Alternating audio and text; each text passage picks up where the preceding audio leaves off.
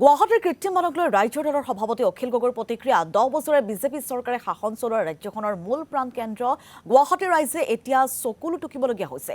গুৱাহাটীৰ আন স্থানৰ লগতে বিমান বন্দৰটো হোৱা কৃত্ৰিম বানে চৰকাৰৰ প্ৰকৃত উন্নয়নৰ স্বৰূপ উদঙাই দিছে বুলি মন্তব্য অখিল গগৈৰ।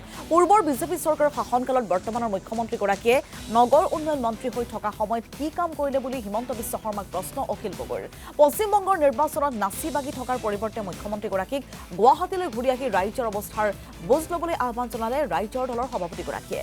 ৰাজ্যৰ সন্মুখত উন্নয়নৰ ঢাক ঢোল বজাবৰ বাবে এখনৰ পাছত আন এখন ফ্লাইঅভাৰৰ নিৰ্মাণৰ পৰিৱৰ্তে সেই ধনেৰে চৰকাৰে গুৱাহাটীৰ কৃত্ৰিম বানৰ সমস্যা ৰোধৰ চেষ্টা কৰা হ'লে আজি অৱস্থা নহলহেঁতেন বুলি মন্তব্য অখিল গগৈৰ।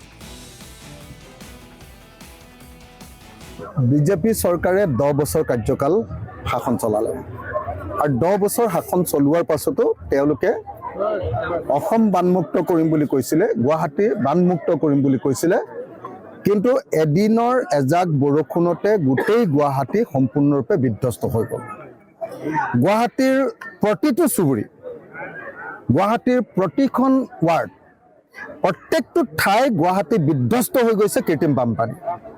মাত্ৰ এদিনৰ বৰষুণ, ৰাতি 8 বজাৰ পৰা 11টা বজালৈকে বৰষুণ দিছে আৰু এই 3 ঘণ্টাৰ বৰষুণত সম্পূৰ্ণৰূপে গুৱাহাটী বিধ্বস্ত হৈ গৈছে। যোৱা সময়খিনিত আমি দেখিছিলোঁ যে হিমন্ত বিশ্ব শৰ্মা গুৱাহাটী পৌৰ নিগমৰ তেওঁৰ গুৱাহাটী নগৰ উন্নয়নৰ মন্ত্ৰী আছিলে, বহুত ডাঙৰ ডাঙৰ কথা কৈছিলে। অশোক সিংঘাল মন্ত্ৰী আছিলে, বহুত ডাঙৰ ডাঙৰ কথা কৈছিলে, হেলিকপ্টাৰ লৈ ড্ৰেইন চাইছিলে, কিন্তু তাৰ পাছতো গুৱাহাটীৰ কৃত্ৰিম বানপানী ৰোধ কৰিব নোৱাৰাটো এটা অত্যন্ত গুৰুত্বপূৰ্ণ অপৰাধ। অকল গুৱাহাটী মহানগৰীৰ বানপানী নহয়, গুৱাহাটীৰ এয়াৰপৰ্টটো চাওকচোন, পৃথিৱীত কেতিয়াবা কোনোবা এয়াৰপৰ্টত এনেকুৱা ধৰণে নদী বয় নেকি? এয়াৰপৰ্টৰ ভিতৰেদি নদী বৈ গৈছে। এনেকুৱা ধৰণৰ দুৰ্ভাগ্যজনক ঘটনা কেৱল আৰু কেৱল অসমতে ঘটিছে আৰু কেৱল হিমন্ত বিশ্ব শৰ্মা চৰকাৰৰ দিনতে ঘটিছে।